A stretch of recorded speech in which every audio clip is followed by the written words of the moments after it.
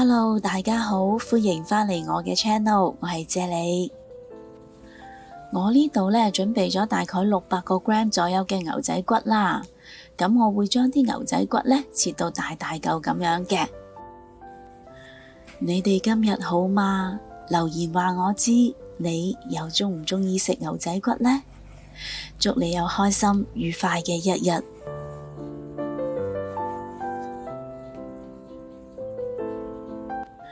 將切好咗嘅牛仔骨擺落個大碗度備用先啦。跟住我會磨一啲嘅薑蓉嚟去除牛肉嘅腥味，同埋增添牛仔骨嘅香味嘅。至於調味方面，我會用1茶匙嘅糖啦，3茶匙嘅粟粉啦，3茶匙嘅紹酒，3茶匙嘅豉油，1茶匙嘅老抽，2茶匙嘅蠔油，同埋啱啱磨好咗嘅薑蓉嚟幫啲牛仔骨調味嘅。同埋我會將呢一個餸嘅所有食材用料 list 咗喺呢一條影片嘅最後啦。若果各位有興趣煮呢一個餸嘅話，請你將影片睇到最後就可以一目了然㗎啦。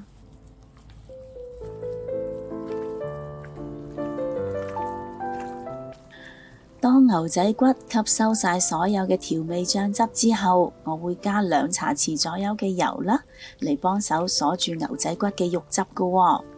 咁一陣煮出嚟嘅牛仔骨就唔會韌同埋柴啦。另外，我呢度仲準備咗2包嘅金菇啦。咁金菇佢係屬於營養非常之豐富嘅蔬菜嚟㗎喎，佢含有好豐富嘅煙鹼酸同埋葉酸嘅。可以幫助身體代謝脂肪啦，同埋對神經、血管都有好好嘅保護作用㗎喎。若果你對我嘅食譜有任何疑問嘅話，請你將個問題寫低喺下邊評論區嗰度啊，我係非常之咁樂意同大家一齊討論㗎。咁我通常會將啲金菇清洗去3-4次，直至到佢乾淨㗎喎。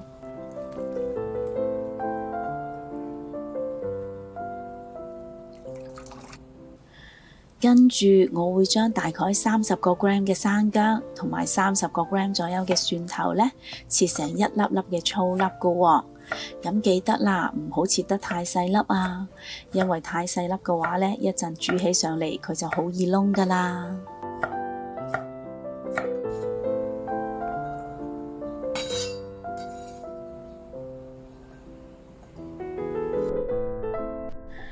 用個中火將大概1個湯匙左右嘅油燒熱咗佢先，跟住將切好咗嘅薑蒜粒粒倒落嚟爆香佢。我要利用油嘅高溫將薑蒜嘅香味激發出嚟嘅。已經聞到薑蒜嘅香味變得好濃郁咯喎。呢個時候我會將啲金菇鋪落個煲度啦，盡量將佢鋪得平啲啦，靚靚地咁樣啦。鋪好咗啲金針菇之後，將牛仔骨都倒埋落嚟，同樣地都係盡量鋪平佢啦，令到佢哋盡量可以均勻地受熱嘅。跟住冚返個蓋啦，轉用個細火將佢煮12分鐘嘅。哇，好香啊！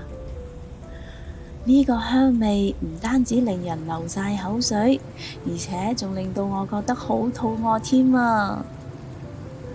睇下啲牛仔骨煮到軟腍腍、脹卜卜咁，超級飽滿嘅肉汁令到啲牛仔骨閃靈靈咁。